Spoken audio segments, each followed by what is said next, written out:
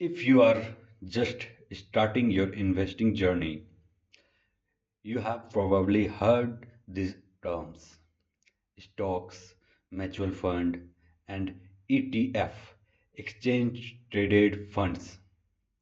But which one is actually best for beginners? In this video, we will break down what each options mean, the pros and cons, and by the end, you will know exactly which one might be right for you. Here, first, stocks. When you buy a stock, you are buying a piece of a company. For example, if you want a shares of Apple, you literally want part of Apple. How you make money?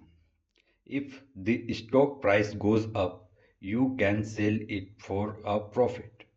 For some companies also pay dividends, regular payouts to shareholders. Pros: high potential return. If you pick up a winning company, easy to buy and sell on stock exchanges. Direct ownership of businesses you believe in. Cons: high risk. If the company underperforms, you lose. Requires research and consistent monitoring. Not diversified. Your money is tied to one company. In short, stocks are exciting buy but risky, like riding a roller coaster. Next, mutual funds. Instead of picking one stock, mutual funds pool money from lots of investors, and a professional fund manager invests it across many stocks, bonds, or other assets. How you make money? Through the increase in value of the fund's holdings plus dividends or interest earned. Pros: professional management. Experts make decision for you. Diversification. You want a basket of different investment.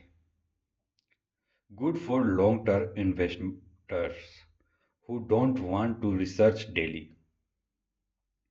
Cons: management fee can eat into your returns. Less control. You can't pick individual stocks. Not as flexible. Most funds are priced once a day, not instantly tradable. In short, mutual funds are likely hiring a driver. You are in the car, but someone else decided the route. Finally, ETF or exchange traded funds. ETF are like mutual fund, but they trade on stock exchange like individual stocks. Example: the S&P 500 ETF gives you tiny piece of 500 top US companies in one single investment. Props: diversification.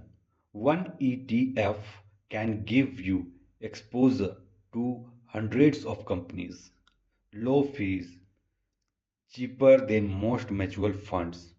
Liquidity. You can buy and sell throughout the day, just like a stock.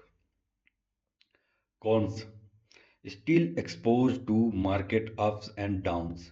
Some niche ETFs can be risky if you don't understand them.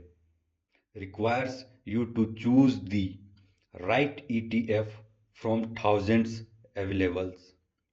In short, ETF, exchange traded funds, combine the best of both worlds: diversification like mutual fund, flexibility like stocks. Okay, let's put them side by side. Here we can see features stock mutual fund ETF. Ownership of stocks is one company in mutual fund, basket of investors, basket of investor in ETF also. Diversification in stock low, mutual fund in high, ETF high. Management management self-managed. Stocks is self-managed, mutual fund is professional managed, ETF is mostly passive. Fees: stock low brokerage fee, mutual fund high management fee, ETF very low fee. Liquidity: in stocks high, buy and sell anytime. Mutual fund low, price once a daily. ETF high, buy and sell anytime. Uh, in stock risk is high, company specific, and in mutual fund risk is lower, spread out. In ETF risk is moderate, spread out. So which should you choose? If you love researching companies and can handle risk, individual stocks might suit you. If you want professional management and don't mind paying higher fees, go with a mutual fund. But if you are looking for low cost, even diversification and flexibility, ETF are often the best choice for beginners.